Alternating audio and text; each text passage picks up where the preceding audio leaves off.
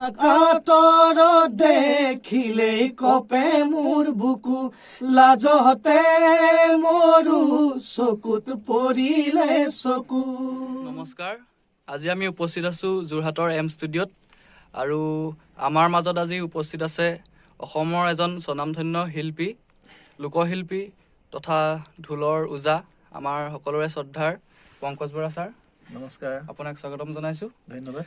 আৰু আজি ইয়াত এটা সুন্দৰ বিহুগীতৰ ৰেকৰ্ডিঙৰ কাম হৈ আছে আৰু গীতটি আমাৰ মৰমৰ ককাইদেউ ৰাজীৱ নাথ দাই লিখিছে আৰু পংকজ দাই আজি ইয়াত গীতটি সংগীতেৰে সজাই তুলিবলৈ চাইছে। ছাৰ, যোৰহাট আহি কেনেকুৱা লাগিছে? বিৰাটেই ভাল লাগিছে। আহিছোঁ আগতে কেইবাবাৰো, কিন্তু এনেকৈ কাম কৰিবলৈ অহা নাই, বজাবলৈ আহিছোঁ। তো আজি দুটি গীতৰ সংগীত পৰিচালনাৰ দায়িত্ব দিলে আমাৰ ৰাজীৱ দাই লিখিছে। হয়, নিতুৱে গাব আৰু মণ্টুৱে গাব, মণ্টুমণি শইকীয়া। গতিকে আমি আছোঁ এতিয়া বৰ্তমান এম ষ্টুডিঅ', আমাৰ মনদ্বীপৰ, মৰমৰ ভাইটি মনদ্বীপৰ ষ্টুডিঅ'ত আছোঁ। আৰু ষ্টুডিঅ'লৈ মই প্ৰথম আহিছোঁ, খুব ভাল লাগিছে। আৰু মুনিন্দাহঁত আছে, সেইটো আটাইতকৈ বেছি ভাল লাগিছে। জ্যেষ্ঠ শিল্পী লগ পোৱাৰ খুবেই ইচ্ছা আছিলে, কিন্তু আজি মোৰ সৌভাগ্য ভাল, তেখেতকো আহি মই লগ পালোহি, তেখেত আছেহি। গতিকে খুবেই ভাল লাগিছে কৰি। আৰু মোৰ আশা জান 2021 সকলোৱে ভাল পাব, আদৰি ল'ব। গীতকেইটি বৰ ধুনীয়া হৈছে আৰু মনটো আৰু নিতুৱে খুব সুন্দৰকৈ গাব। মনদ্বীপ আছে, মেলডি গোটেই মনদ্বীপে কৰিছে, মনদ্বীপৰ ষ্টুডিঅ'তে হৈছে। ঢোল মই নিজে বজাইছোঁ, মই যে সংগীত পৰিচালনা কৰিবলৈ চেষ্টা কৰিছোঁ। বাকী তাৰ ফলাফলটো আপোনালোকে দিব, কিন্তু আশা কৰিছোঁ জান 2021 আপোনালোকে আদৰি ল'ব। আৰু এই শিল্পীসকল, বিশেষকৈ ৰাজীৱ দা, নিতু, মণ্টু, তেওঁলোকৰ এই যি প্ৰচেষ্টা, সেই প্ৰচেষ্টা আপোনালোকে আদৰণি জনাব, আঁকোৱালি ল'ব, তেওঁলোকক আশীৰ্বাদ কৰিব, যাতে ভৱিষ্যতে আৰু এনেধৰণৰ আৰু কাম কৰিবলৈ তেওঁলোকে উৎসাহ পায়, প্ৰেৰণা পায়। ধন্যবাদ। ধন্যবাদ জনাইছোঁ আপোনাক। আৰু আমাৰ ইয়াত ষ্টুডিঅ'ত আজি উপস্থিত এয়া মনদ্বীপ। হয়, নমস্কাৰ। ৰাজীৱ দাৰ দুটি গীত আজি বাণীবদ্ধন হৈছে। পংকজ দাই সুন্দৰকৈ মিউজিক সজাই তুলিছে আৰু নিতু দা আৰু মণ্টু দাৰ কণ্ঠত অতি সোনকালে আহি আছে জান 2021। এইফালে দেউতা আছে। সঁচাকৈ আজি খুব ভাল লাগিছে। বিশেষকৈ মোৰ ভতিজা মনদ্বীপৰ ষ্টুডিঅ'ত আজি মোৰ ভাতৃপ্ৰতিম ৰাজীৱ নাথৰ যিটি বিহুগীত ইয়াতে আজি শুভাৰম্ভ হৈছে।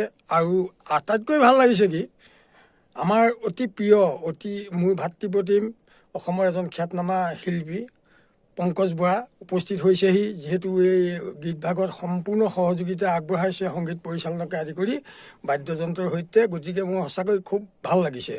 আৰু তাতকৈ আৰু ভাল লাগিছে মানে কি হ'ল, নিতু কথাটো মই ভাবিবই নোৱাৰোঁ। যিটো নিতু মোৰ একেবাৰে ছাঁৰ দৰে। গতিকে সেই নিতুৰ লগতে এই গীতকেইটি সকলোকে আদৰি ল'বলৈ বুলি মই সকলোকে আহ্বান জনাইছোঁ। ধন্যবাদ। আৰু এইফালে আমাৰ গীতটি সজাই তুলিছে ৰাজীৱ দা। নমস্কাৰ, সকলোকে নমস্কাৰ জনাইছোঁ।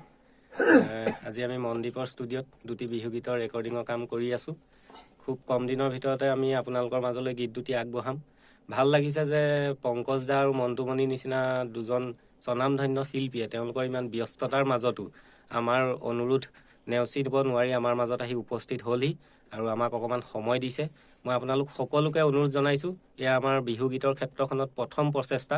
আপোনালোকে আমাৰ এই গীতকেইটি আদৰি লৈ আমাক উৎসাহিত কৰিব। ধন্যবাদ। আৰু বিতুল দা আছে আমাৰ। নমস্কাৰ দেই। এয়া জ্ঞানদীপ আৰু এয়া নিতুল দা। নমস্কাৰ। ভালে লাগিছে। অসমৰ এজন স্বনামধন্য শিল্পী পংকজ দা, মোৰ মৰমৰ দাদা, আৰু অসমৰ এজন জনপ্ৰিয় কণ্ঠশিল্পী মণ্টুমণি শইকীয়া, লগতে মোৰ গুৰু সদৃশ মুনীন বৰাদেৱো আমাৰ ইয়াত আছে। আমি সকলোৱে মিলিজুলি ৰাজীৱ নাথৰ দুটি সুন্দৰ গীত আমি অসমবাসী ৰাইজৰ মাজলৈ জান 2021 আমি দুইজনে মিলি অকণমান চেষ্টা কৰিছোঁ আপোনালোকৰ মাজলৈ দিবলৈ। আপোনালোকে গীতকেইটি আদৰি ল'ব বুলি আশা ৰাখিলোঁ। ধন্যবাদ। ধন্যবাদ জনাইছোঁ। খুব কম সময়ৰ ভিতৰতে আমি গীতকেইটি আপোনালোকৰ মাজলৈ আগবঢ়াই দিম। গতিকে গীতকেইটি সকলোৱে আদৰি ল'ব বুলি আমি আশা ৰাখিলোঁ। ধন্যবাদ। নমস্কাৰ, মই মণ্টুমণি শইকীয়া সমূহ অসমবাসী ৰাইজক ভোগালী ওলগ জনাইছোঁ। বৰ্তমান আমি উপস্থিত আছোঁ এম ষ্টুডিঅ'ত। আৰু এম ষ্টুডিঅ'ত আমি কোন আছে মই আপোনালোকক চিনাকি কৰি দিছোঁ। এয়া আছে মনদ্বীপ, মোৰ ভাতৃ প্ৰতিম, নমস্কাৰ। আৰু লগতে আছে পংকজ দা, আপোনালোকে সকলোৱে চিনাকি, পংকজ বৰা। নমস্কাৰ। এয়া আছে অচ্যুত দা, আমাৰ ভিডিঅ' কৰাত ব্যস্ত, আৰু নিতু নিয়ৰ আছে। ইয়াত সুন্দৰ এটি বিহু এলবামৰ কাম চলি আছে। এলবামটিৰ নাম হৈছে জান। এই জান এলবামত মই কণ্ঠ নিগৰাইছোঁ, মোৰ লগতে নিতু নিয়ৰে কণ্ঠদান কৰিছে। লগতে ৰাজীৱ নাথৰ কথা সুৰে এটি সুন্দৰ এলবাম আপোনালোকে শুনিবলৈ পাব। আৰু এলবামটি সংগীত সজ্জা কৰিছে মোৰ মৰমৰ ককাইদেউ, লগতে ভাতৃ প্ৰতিম বন্ধু পংকজ দাই। আশা কৰোঁ আপোনালোকে সকলোৱে গীতকেইটি ভাল পাব। বৰ সুন্দৰ হৈছে, মই যিমান পাৰোঁ চেষ্টা কৰিছোঁ গাবলৈ। আপোনালোকে যিমান পাৰে গীতকেইটি শ্বেয়াৰ কৰিব, আৰু সমূহ অসমবাসী ৰাইজে যাতে শুনিব পৰাকৈ আপোনালোকে শ্বেয়াৰ কৰে, তাৰে কামনা কৰিছোঁ। আৰু গীতকেইটা আদৰি ল'ব বুলি আশা কৰিছোঁ। পুনৰবাৰ সকলোকে ধন্যবাদ জনাইছোঁ। আঁতৰত দেখিলেই কপে মোৰ বুকু, লাজতে মৰু চকুত পৰিলে চকু, মোৰে জান কেনেকৈ আছিলে? লগৰী মানে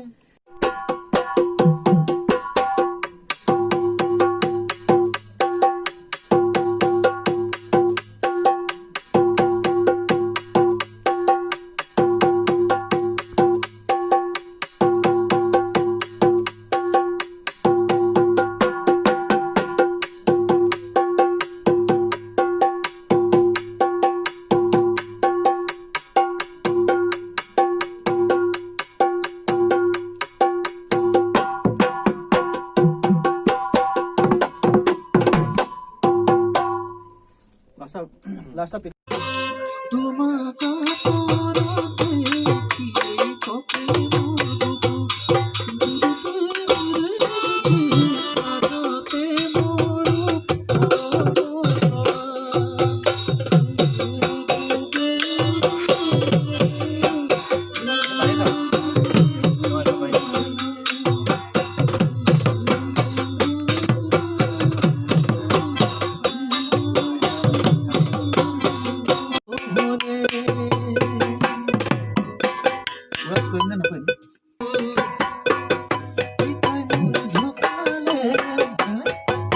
তেনেকৈ হ'ব।